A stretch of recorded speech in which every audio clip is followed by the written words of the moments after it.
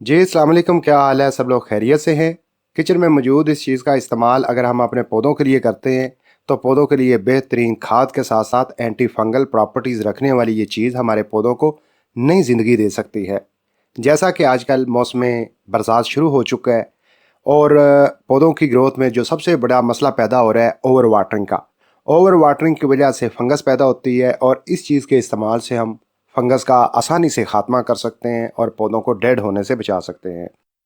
अगर आप इस चीज़ का सही तरीका इस्तेमाल जान लें, आप अपने डेड होने वाले पौधों को, मुरझाने वाले पौधों को, जिनके ऊपर फूल फल सब्जियां नहीं बनती, उन पौधों को दोबारा से एक नई ज़िंदगी दे सकते हैं। इस चीज़ को कैसे इस्तेमाल करना है और किन पौधों के लिए करना है और किस मौसम में इसका इस्तेमाल करना चाहिए, मुकम्मल इन्फॉर्मेशन इस वीडियो में आपसे शेयर करने वाला हूँ। तो आपने क्या करना है, वीडियो को आखिर तक वॉच करना है ताकि आप अपने पौधों को और अच्छे तरीके से ग्रो करके फूल फल सब्जियां अपने घर से ही हासिल कर सकें। तो चलिए वीडियो शुरू करते हैं। चैनल को अभी तक सब्सक्राइब नहीं किया, चैनल को सब्सक्राइब और वीडियो को लाइक कर लें।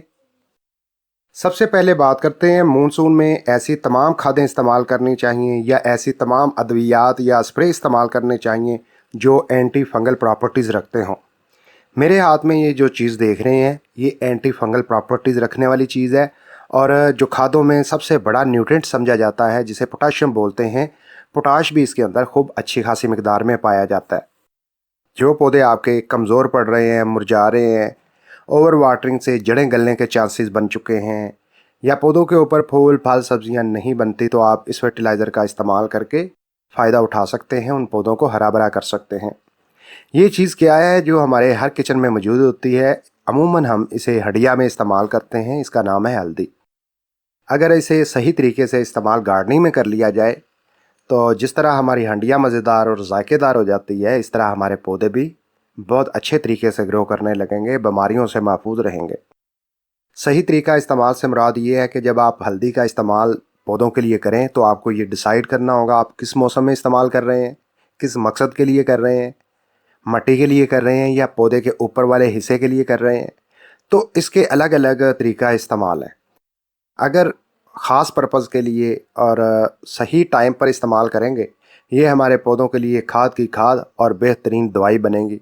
एंटी फंगल प्रॉपर्टीज़ वाली ये चीज़ हमारे पौधों को नई जान दे सकती है। तो चलिए सबसे पहले ये सीखते हैं हल्दी का इस्तेमाल ओवर वाटरिंग के लिए कैसे करें। हल्दी का पहला तरीका इस्तेमाल हम इस पर्पज़ के लिए कर सकते हैं, जब मिट्टी के अंदर ओवर वाटरिंग होती है, ओवर वाटरिंग की वजह से फंगस एक्टिव होती है। फंगस जैसे ही एक्टिव होती है तो हमारे पौधों की जो जड़ें हैं वो गलना शुरू हो जाती हैं और जैसे ही पौधों की जड़ें गलना शुरू होती हैं तो पौधा 100% ऊपर से डेड होता ही होता है। तो लिहाजा ओवर वाटरिंग तो हम कंट्रोल नहीं कर सकते क्योंकि हर रोज़ दूसरे दिन बारिश पड़ जाती है, मिट्टी गिल्ली रहती है। तो दूसरा हमारे पास फार्मूला ये है कि हल्दी का इस्तेमाल इस तरीके से करें कि पौधे की जड़ें भी ना गलें और मिट्टी के अंदर बारिश होने के बावजूद फंगस एक्टिव ना हो, वो डीएक्टिव ही रहे। उसके लिए आपने क्या करना है, ये जो मेन स्टैंप आपको नज़र आ रही है इसकी साइडों से मिट्टी सारी हटा दें। मिट्टी हटा के एक चम्मच भर के इस तरह ऊपर बखेर के दोबारा मिट्टी ऊपर बराबर कर दें। कोई और काम करने की ज़रूरत नहीं है। जैसे ही ये हल्दी वाला पाउडर मिट्टी के अंदर आहिस्ता आहिस्ता शामिल होगा, इसका असर शामिल होगा, मिट्टी के अंदर फंगस होगी वो डीएक्टिव होगी और ये जड़ों तक ये पाउडर जाएगा तो जड़ों के गलने के चांसेस भी बहुत कम हो जाएंगे। जो रूट रॉट की डिजीज़ है वो एक्टिव हो जाती है, वो भी एक्टिव नहीं होगी। सिंपल सा आपने ये काम करना है। जो पौधे मुतासर हो चुके हैं उनके साथ भी ऐसा कर सकते हैं और जो पौधे हेल्थी हैं उनके साथ भी ऐसा कर सकते हैं। तो अब सवाल पैदा होता है, मिट्टी से फंगस के खात्मे और जड़ को गलने से बचाने के लिए हल्दी का ये जो तरीका इस्तेमाल है किन किन पौधों के लिए करना चाहिए। तो सिंपल सी बात है, जितने भी आपके गार्डन में पौधे हैं आप सब के लिए इस्तेमाल कर सकते हैं। और जिन दोस्तों ने पौधे ज़मीन में लगाए हुए हैं, क्योंकि ज़मीन में इतनी हल्दी कहाँ से लाएं, ये तो बहुत महंगी पड़ेगी, वो सिंपल सा काम करें, ब्लू कॉपर ले आएँ या इसके अलावा हाइड्रो पर ऑक्साइड ले आएँ गार्डनिंग शॉप से, वो इस्तेमाल करें। दोबारा इस तरीके से कब इस्तेमाल करना है, कम अज़ कम 2 से 3 महीने के बाद। अब आ जाते हैं जी पौधे के ऊपर वाले हिस्से पर। जब बार बार बारिश पड़ती है, ब्रांचेस नम रहती हैं, पत्तियों के ऊपर पानी के ड्रॉप्स रहते हैं, सो उसके नतीजे में होता क्या है, कुछ दिन के बाद फंगस एक्टिव हो जाती है क्योंकि पौधा ऊपर से सही तरह खुश्क होता नहीं है, پھر بارش کے جو ڈراپس ہیں اوپر برانچز اور پتیوں میں ٹھہرے رہتے ہیں، پھر اتنے میں خشک ہوتے ہیں، پھر بارش ہو جاتی ہے، تو جس کے نتیجے میں فنگس برانچز میں بھی ایکٹیو ہو جاتی ہیں، پتیاں براؤن ہونا شروع ہو جاتی ہیں، سفید اور براؤن دھبے پڑنا شروع ہو جاتے ہیں۔ یہ فنگس کی علامت ہوتی ہے۔ تو اس طرح بھی پودا اوپر سے مرتا ہے، ڈیڈ ہوتا ہے، پھول پھل سبزیوں کا نام و نشان نہیں ہوتا، اور پودے کی گروتھ بھی رک جاتی ہے، نئی کونپلیں اور برانچز بننے کا سلسلہ بند ہو جاتا ہے۔ تو آپ نے کیا کرنا ہے، 1 لیٹر پانی لینا ہے، 1 چمچ ہلدی کا ڈالنا ہے، اور 2 سے 3 منٹ کے لیے پانی کو بوائل کرنا ہے۔ ٹھنڈا ہونے پر پانی کو ایک مرتبہ بریک دوپٹے کی مدد سے آپ نے پن لینا ہے، چھان لینا ہے۔ چھانے گئے پانی کو آپ نے شاور والی بوتل میں ڈالنا ہے، سادہ پانی ڈالنے کی ضرورت نہیں ہے۔ اسی طرح اسی لیکوڈ کو پودوں کے خشک ہونے پر اسپرے کرنا ہے۔ آپ اس کا استعمال ہر روز بھی کر سکتے ہیں، 3 دن کے بعد بھی کر سکتے ہیں، ہفتے میں 1 مرتبہ بھی کر سکتے ہیں۔ جب تک بارشیں ہو رہی ہیں تو آپ کوشش کریں ہفتے میں 2 مرتبہ کریں۔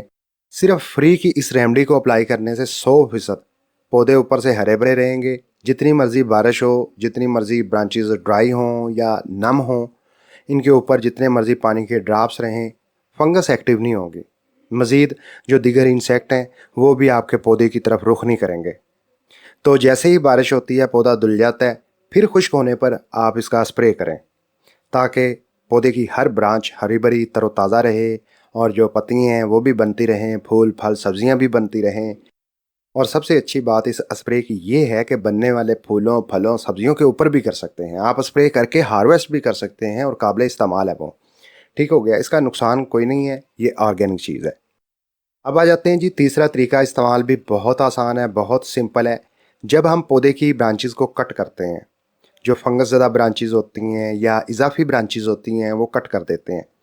کٹ کرنے کے بعد اسی طرح چھوڑ دیتے ہیں، اور اس کے اوپر کٹ شدہ برانچز کے اوپر اوس پڑتی ہے یا بارش کا پانی پڑتا ہے یا ہم شاور کر دیتے ہیں، تو ہوتا کیا ہے، وہی پانی کے ڈراپ کٹ شدہ شاخ میں ٹھہر جاتے ہیں، وہاں سے فنگس ایکٹیو ہوتی ہے، اور چند دن کے بعد ہماری برانچ ڈرائی ہونا شروع ہو جاتی ہے، نئی پتیاں یا کونپلیں بننے کا وہاں نام و نشان نظر نہیں آتا، برانچ بلیک ہو جاتی ہے۔ تو ہم نے آئندہ کیا کرنا ہے، ہلدی کا 1 چمچ لینا ہے، 1-2 چمچ پانی ڈالنا ہے، ہلکا سا پیسٹ بنانا ہے اس کا۔ پیسٹ بنانے کے بعد جب بھی کوئی برانچ کٹ کریں تو برانچ کے کٹ شدہ حصے پر اس کا لیپ کر دینا ہے۔ اس طریقے سے لیپ کرنے سے کیا ہوگا، فنگس ایکٹیو نہیں ہوگی، فنگس آگے نہیں بڑھے گی۔ آپ ان 3 طریقوں سے استعمال کر کے اپنے گارڈن کے پودوں کو ہر لحاظ سے ہرا بھرا رکھ سکتے ہیں۔ کچن میں موجود پڑی ہلدی کا استعمال اپنے گارڈن کے پودوں کے لیے کریں، اور بروقت استعمال کریں تاکہ آپ کو مہنگی کھادوں یا مہنگی ادویات کی ضرورت نہ پڑے، آپ کے پودے ہیلتھی رہیں۔ مجھے امید ہے ویڈیو میں بتائی گئی انفارمیشن آپ کے پودوں کے لیے اچھی ثابت ہوگی۔ ملتے ہیں اگلی ویڈیو میں۔ اللہ حافظ۔